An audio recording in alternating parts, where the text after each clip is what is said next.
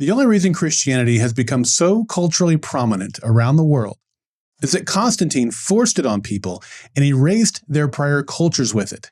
It's why so many holiday practices like a tree and ornaments, mistletoe, and eggs and rabbits being associated with Easter, etc., are rooted in pagan practices. They were stolen.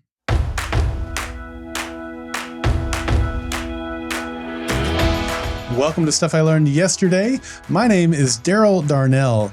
Today's episode is number 670, Constantine and Christmas. My daughter loves dwarf hamsters, and I believe that if you aren't learning, you aren't living. She's had several dwarf hamsters, Ramona, Lily, Como, and Crash.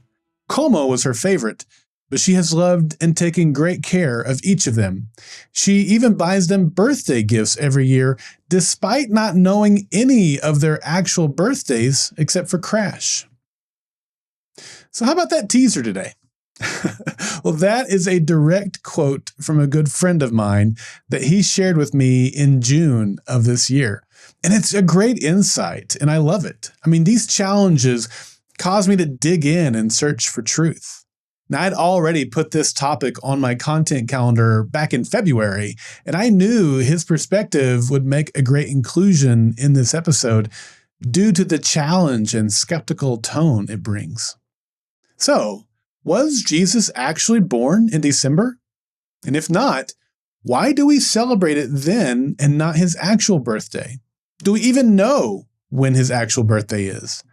Does celebrating it in December, along with the traditional things that are a part of it, have pagan roots? If so, does that mean Christians are wrong for celebrating Christmas? Does having a Christmas tree and other items as part of our celebration violate rules in Deuteronomy or other Bible passages? Can I possibly cover all these questions in 15 minutes or less? Let's find out. Let's start with what the Bible tells us about when Jesus was born. We know that Mary and Joseph were in Bethlehem due to a Roman census. And we also know that shepherds were in fields at night watching over their sheep. Now, I've read conflicting reports about whether or not shepherds would have been outside overnight during December due to the cold weather. Some say it would not have happened in December, and others say there are mild enough nights that it could have happened in December. Regarding the census, my research does seem to indicate that the weather that time of year would have made the roads bad and largely impassable in many areas, and thus it's unlikely Rome would have called for a census in December. Instead, it seems more likely that the census would have been in a more favorable time of year like the spring or fall. Now, we can also learn about the timing of Jesus' birth by looking at the birth of his cousin, John the Baptist. We know that they were born 6 months apart. John's father was Zacharias, and he was a priest of the order of Abijah. And we know that the priests were divided into 12 groups, and each group served at the temple 1 full week at a time, twice per year. We also know that when big festivals occurred, which required all Israelites to come to the temple to make sacrifices, all priests served due to the added volume of work that had to be done. We can also learn in the book of 1 Chronicles that the group of Abijah had the 8th slot in the priestly rotation. And we also know that the rotation started with the first week of the Jewish month of Nisan. The first chapter of Luke tells us that Zacharias encountered an angel while doing his priestly duties, and that once his priestly duties were over and he returned home, John was conceived. So, doing some simple math tells us that John would have been conceived around mid-June and thus born in March. Again, simple math tells us that if we have the timeline for John right, then Jesus would have been born in September. And this is what most Bible scholars believe. There are some, mostly in Catholic circles as far as I can tell, that believe Jesus was indeed born in December. Now they argue John was born in June. And they also look at a tradition that says major prophets were born and died on the same day. However, we know that Jesus died in the spring around Passover. So to get around this seeming contradiction, they argue that rather than Jesus being born on the same day he died, he was conceived on the same day he died. Now, this seems like moving the goalposts to me, and it's very unconvincing. And so I'm sure it's even less convincing for you who are skeptics. But it's worth mentioning as a point of reference, just so we have that argument presented. Back to September. September is an important time of year in Jewish tradition with two major holidays occurring there. The first is the Feast of Trumpets, or Rosh Hashanah. It commemorates the creation of the world, and it features things like the blowing of the shofar, which is a trumpet made from a ram's horn. And this holiday typically occurs in mid-September or very early October. And this year, it was September 22nd through 24th. Now, the second is the Feast of Tabernacles, or Sukkot.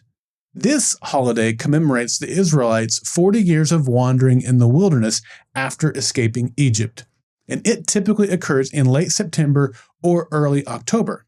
This year, it was October 6th through 13th. Now, I found some fascinating research on both of these options. It seems most Bible scholars believe that it's most likely Jesus would have been born around the Feast of Tabernacles. They often point to the first chapter of the book of John, which says, "In the beginning was the Word, and the Word was with God, and the Word was God. The Word became flesh and dwelt among us." That phrase, "dwelt among us," means to tabernacle or pitch a tent. So they see this as a clue that Jesus was born during or around the Feast of Tabernacles. Others think that it's more likely Jesus was born around the Feast of Trumpets. We know that when Jesus comes for the second time, it will be announced by the sound of a trumpet. So in this way, if it's true, his second coming will mirror his first coming. And I also found a fascinating study which looked at astronomical evidence. And we know that the Magi, or wise men, used astronomical clues to learn about the birth of Jesus. And according to this source, the Feast of Trumpets seems to be the most likely time that Jesus was born. So, why do we celebrate Jesus' birth in December? Is my friend right? Here's what I learned. In short, yes, my friend is right. Now, my friend used some pretty charged language with phrases like Constantine forced it on people and erased their prior cultures and they were stolen. Now, I'm not getting into those claims today. Maybe I'll do a Constantine episode at a later date. I'm not sure. But I think it's accurate to acknowledge that pagan holidays had been occurring around the third week of December, and at some point, likely due to the influence of Constantine, those changed into celebrating the birth of Christ. The winter solstice has been celebrated by many cultures around the world for thousands of years. It's the day the days begin to get longer, thus seen as the day the sun is reborn. Many temples and structures are built around the world to celebrate the winter solstice and worship their various sun gods. On modern calendars, the winter solstice occurs on either December 21st or 22nd, but in ancient calendars of Rome and Egypt, it occurred on December 25th. In the 4th century, Epiphanius of Salamis wrote his Panarion that the winter solstice was celebrated on December 25th in Alexandria as the Caecilia. He says that 13 days after the solstice, on the 5th and 6th of January, they celebrated the birth of Ion, son of the goddess Cor. As for the Roman side, Wikipedia interestingly says, a widely held theory is that the church chose it, that is December 25th, as Jesus' birthday, specifically to appropriate the Roman festival of the sun god's birthday. According to C. Philip E. Nothaft, a professor at Trinity College Dublin, this is nowadays used as the default explanation for the choice of December 25th as Christ's birthday, and few advocates of this theory seem to be aware of how paltry the available evidence actually is.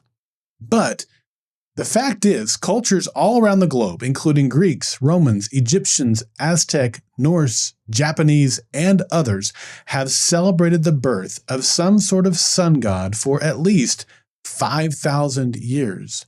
And as I said, most of those civilizations conducted their celebrations around the time of the winter solstice.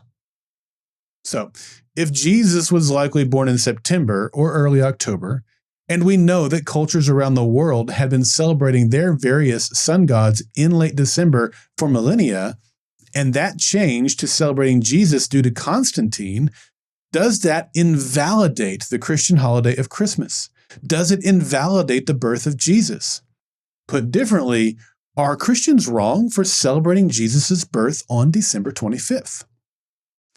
Well, when listening to many skeptics and critics on this topic, I often hear Deuteronomy 10, 29 through 31, or Jeremiah 10, 2 through 4 brought up. Jeremiah says, "Learn not the way of the nations, nor be dismayed at the signs of the heavens, because the nations are dismayed at them. For the customs of the people are vanity. A tree from the forest is cut down and worked with an axe by the hands of a craftsman. They decorate it with silver and gold. They fasten it with hammer and nails so that it cannot move." Skeptics say that this is God clearly forbidding things like Christmas trees. Deuteronomy says, "When the Lord your God cuts off before you the nations whom you go in to dispossess, and you dispossess them and dwell in their land, take care that you be not ensnared to follow them after they have been destroyed from before you, and that you do not inquire about their gods, saying, 'How did these nations serve their gods, that I also may do the same?' You shall not worship the Lord your God in that way, for every abominable thing that the Lord hates they have done for their gods, for they even burn their sons and their daughters in the fire to their gods." So, does this passage say that Christians shouldn't take rituals practiced by pagans to their gods and do those things as some sort of rebranded ritual to honor the God of the Bible? And if so, is that what Christmas is? The passage in Jeremiah addresses sculpted idols, not holiday evergreens. When examining this text in its proper setting, Christmas trees are nowhere to be seen unless artificially inserted into the narrative.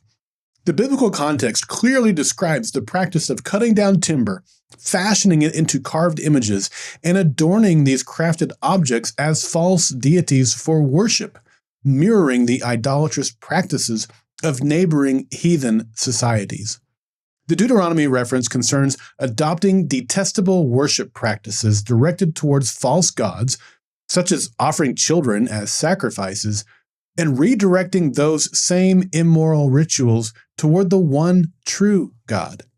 So, do the activities Christians engage in during Christmas, such as decorating trees, giving presents, displaying mistletoe, or lighting Yule fires, constitute wrongdoing? The key question is whether we perform these activities as acts of devotion to our God. Clearly, we do not. A New Testament principle deeply applicable to this discussion appears in 1 Corinthians.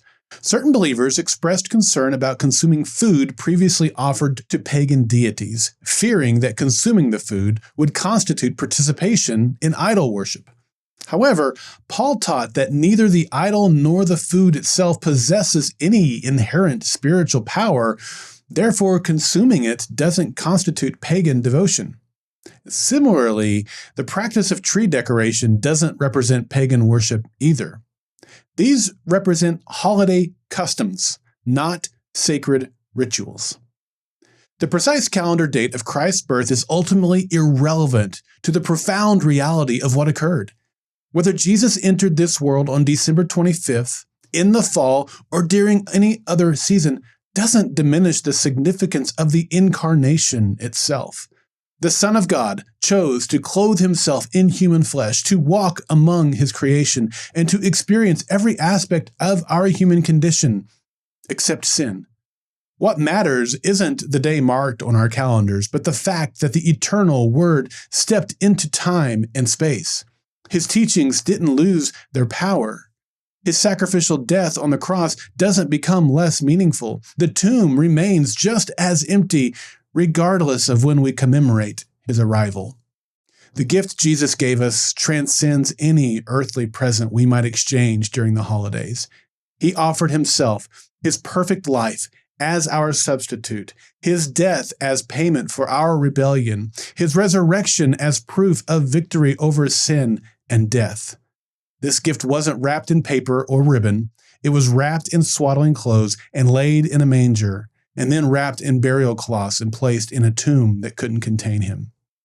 How then should we respond to such an incredible gift? Not with anxiety over historical dates or cultural practices, but with hearts full of gratitude and lives surrendered in worship.